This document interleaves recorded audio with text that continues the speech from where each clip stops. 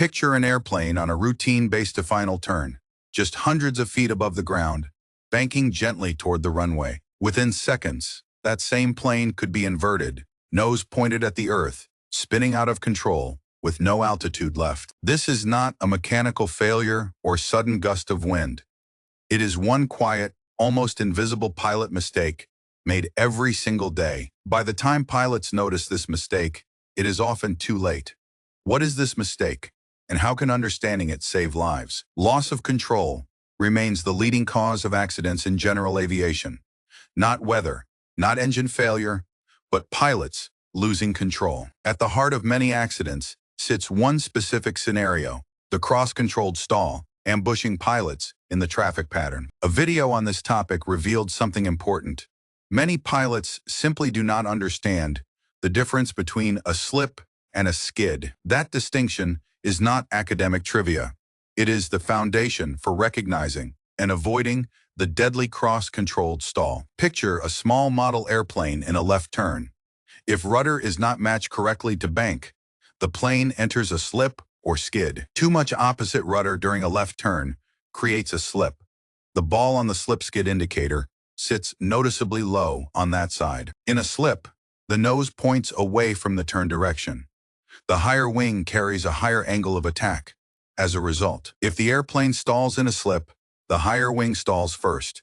It drops and the airplane settles into a manageable wings level attitude. Now reverse it. Too much rudder in the same direction as the turn creates a skid. The ball sits noticeably high on the indicator. In a skid, the lower wing carries the higher angle of attack. If the airplane stalls here, a dangerous spin rapidly develops. Both scenarios were demonstrated in the air. First, a coordinated left turn at 20 degrees bank with full opposite right rudder applied. Pulling back on elevator until the stall broke produced exactly what theory predicted. The higher wing dropped to wings level. Recovery was simple and routine. The slipping stall is forgiving, predictable, and gives pilots a manageable path back to controlled flight. Then the same maneuver was repeated as a skid. Left rudder was added. The ball moved high, and overbanking tendency took hold. With full left rudder and right aileron held, fully cross-controlled, pulling back caused the left wing to stall first and snap. The airplane immediately rolled and spun toward the earth. Recovery required idle power, neutral ailerons, opposite rudder, then forward elevator. That side-by-side comparison, a slipping stall versus a skidding stall, reveals exactly why this distinction matters so profoundly in practice. The classic setup begins with a student pilot turning base to final, momentarily losing sight of the runway below and ahead. Without thinking, they add extra left rudder to swing the nose over and regain that crucial visual reference to the runway. Almost immediately, the airplane's natural overbanking tendency takes over, and the bank angle starts increasing dangerously on its own. The nose drops toward the ground as the bank steepens. The pilot's natural human reaction is to pull back on the controls. Pulling back increases load factor. An increased load factor means a higher stall speed the pilot does not realize is approaching. Simultaneously, the instinct to stop the roll adds right aileron. Now the airplane is fully cross-controlled in a deadly combination. A coordinated steep turn stalling is recoverable, but add cross-control on top, and the lower wing stalls first. The spin begins. At 500 to 700 feet above ground on base to final, there is no altitude left to recover from any spin. Many flight schools teach a blanket rule: never bank more than 30 degrees in the traffic pattern. But this teaches only half the lesson. The real danger is not the bank angle itself.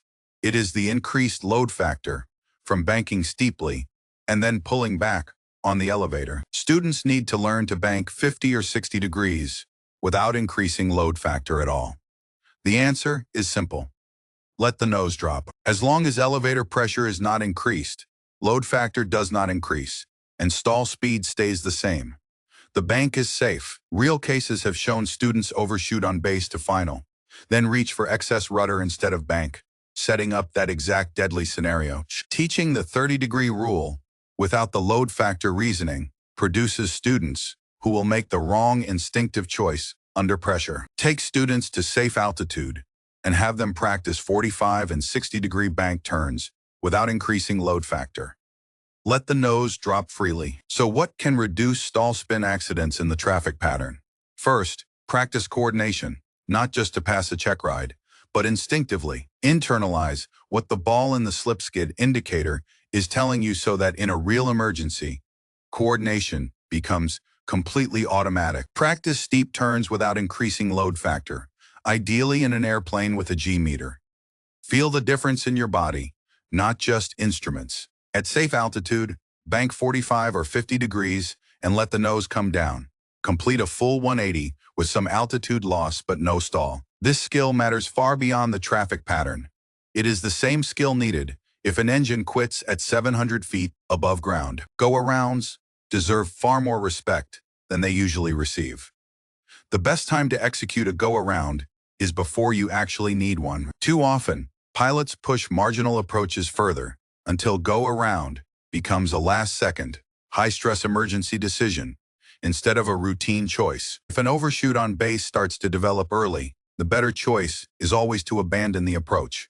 Fly clean, climb out, and try again. Stall practice remains essential at every stage of a flying career, not as a one-time checkbox, but as a recurring skill to keep sharp. When a real stall happens, the recovery must be instinctive, not something consciously worked through under tremendous pressure in a critical moment. Practice slips versus skids deliberately with an instructor repeatedly until recognition is subconscious through sight picture and the feel of the airplane. The goal is building subconscious awareness through repetition, instantly knowing whether you are in a slip or a skid without thinking. That recognition, built through repetition, is what could one day make the difference between a non-event and an absolute tragedy. That is the full picture of the cross-controlled stall, what it is, why it happens, and how to keep yourself permanently out of it.